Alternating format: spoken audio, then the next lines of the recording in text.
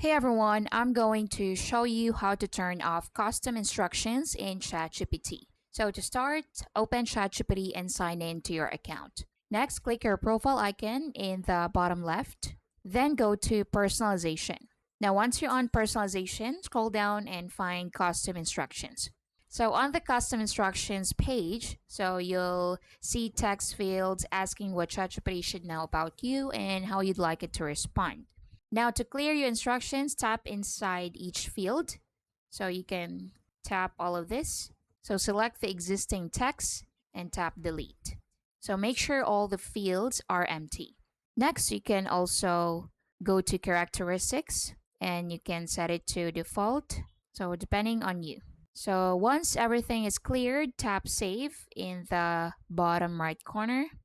If the save button is inactive, make sure you've made a change to at least one field. And so let's click save again. So it says here custom instructions updated.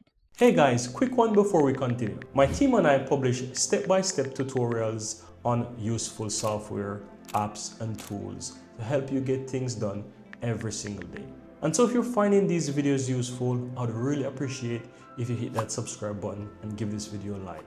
And of course, so that you'll never miss out when we release more tutorials just like this one. Now, let's continue.